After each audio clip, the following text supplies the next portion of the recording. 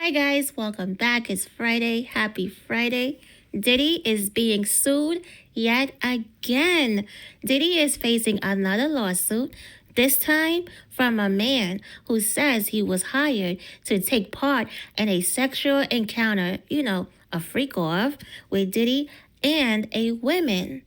The man identified as John Doe says he met Diddy in 2012 through a male escort service in Florida. He claims Diddy arranged for him to travel to New York City and meet at the Intercontinental Hotel. When he arrived, he found Diddy and a woman in the room.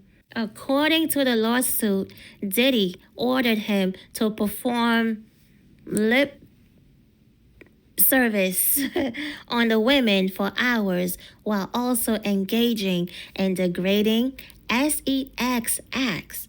John Doe also alleges that Diddy, drugged him by either giving him a bottled water or rubbing baby oil on his body, which caused him to lose control. He claims Diddy followed him into the bathroom and sodomized him. Afterward, John Doe says Diddy threatened him, allegedly saying, "If I can get Tupac hit, what the F do you think can happen to you?" So, out of fear, he claims he agreed to stay silent about the incident. The John Doe's attorneys, what are their names? Eric M. Baum and Adriana Alcalde made a statement.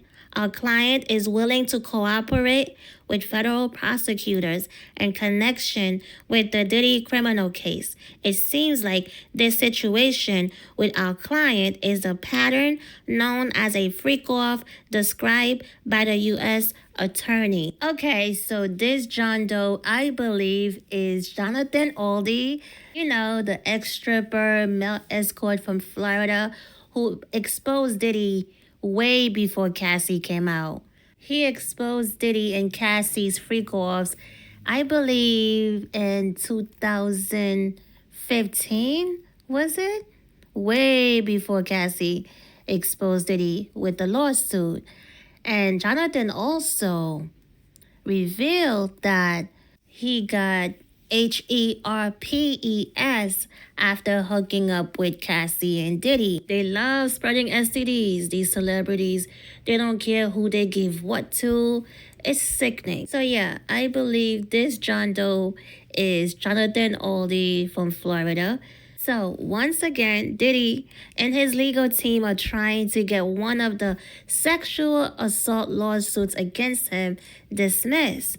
And if they succeed, it could impact many of the other cases he's facing. So they are challenging the lawsuit filed under New York's Victims of Gender-Motivated Violence Protection Law. A woman identified as Jane Doe sued Diddy in December, claiming he sexually assaulted her at a charity basketball game in 1991 at City College. So Diddy's lawyers argue that the GMVA wasn't passed until December 19, 2000. In 2022, New York extended the time limit for filing claims under this law from 7 to 9 years. And the deadline to file was February 28, which is why many lawsuits were recently filed against him. However, Diddy's team claims that extension doesn't apply to incidents that happened before the law even existed in 2000. In other words, they argue you can't sue under a law that wasn't in place at the time of the alleged assault. Diddy's attorneys also maintain that the accusations are completely false, adding that if the case went to trial, he and the other defendants would be fully cleared. Yeah, right. Let's move on to Jay-Z's accuser. The woman who accused Jay-Z of R-word in a lawsuit that was later dismissed is standing by her story, claiming he is trying to intimidate and scare her.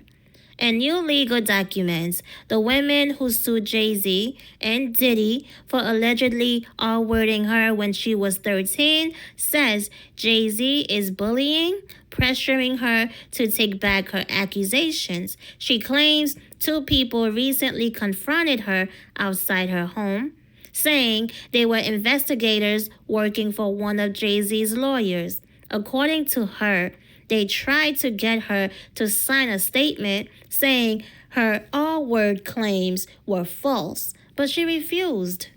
She also says they asked if her attorney, Tony Buzbee, had approached her and offered money to make false accusations against Jay-Z. Claims she says she denied. She says the encounter left her terrified, especially since her identity had remained anonymous in media reports and legal proceedings. She also alleges that her parents were approached by two investigators who asked similar questions about her R-word case and attorney. Last month, she voluntarily dismissed the lawsuit with prejudice, meaning she can't refile it. Now she says she dropped the lawsuit because she feared retaliation from Jay-Z and his supporters, worrying she would be publicly exposed and attacked. So now Jay-Z is suing both her and Buzbee. Jay-Z did file the lawsuit against the women and her attorney Tony Buzbee. He claims the women kept spreading false R-word allegations in the media and court, even after allegedly admitting they weren't true. According to Jay-Z, the women told Buzbee that he didn't assault her, but the lawyer still pushed her to continue with the false story to try to get a large payout. He calls the whole situation an evil conspiracy to force him to pay Buzbee a huge sum to keep quiet, even though they both knew the claims were lies. Jay-Z says the women eventually admitted to his legal team that she had been lying, but Tony Buzbee is still trying to extort him by falsely claiming that Jay-Z's team has been harassing her since she dropped her lawsuit. Jay-Z is suing both of them for damages. The lawsuit was filed in the U.S. District Court for the Southern District of Alabama, and he is asking to keep the woman's name anonymous because he believes she has a history of mental illness and medical vulnerabilities, including self-harm. A private investigator named Charlotte Henderson filed an affidavit Wednesday stating she met with the Jane Doe on February 21st, 2025 in the anonymous women's home in Alabama. And during the meeting, she claimed Tony Buzbee pushed me to include Jay-Z in the lawsuit. According to the documents, Jane Doe said she told Tony Buzbee she had been assaulted by Diddy in 2000 and wanted to sue him, but Tony Buzbee brought Jay-Z into it. She added he was the one that kind of pushed me towards going forward with him, with Jay-Z. Charlotte Henderson says Jane Doe said she did tell Buzbee Jay-Z was at the party where the alleged assault occurred, but plainly stated he was not involved. Still, Tony Buzbee filed a civil lawsuit alleging Jay-Z and Diddy sexually assaulted her. Subsequently, various media outlets exposed multiple inaccuracies in the women's story.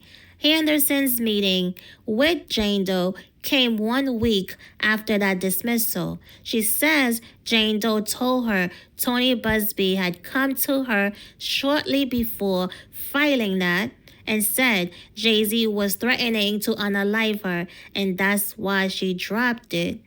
Henderson says Jane Doe declared 4 times Jay-Z never assaulted her, and when asked if she would sign an affidavit to that effect, Jane Doe asked, "But how does this help me?"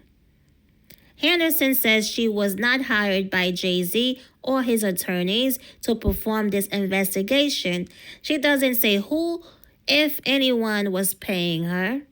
Another private investigator, Ian Pillinger, filed his own affidavit stating he uncovered Jane Doe's history in a mental health facility and says she was there just 90 days before Tony Buzbee sent a demand letter to Jay-Z on her behalf. So you heard that. Jay-Z and his team are clearly bullying these women.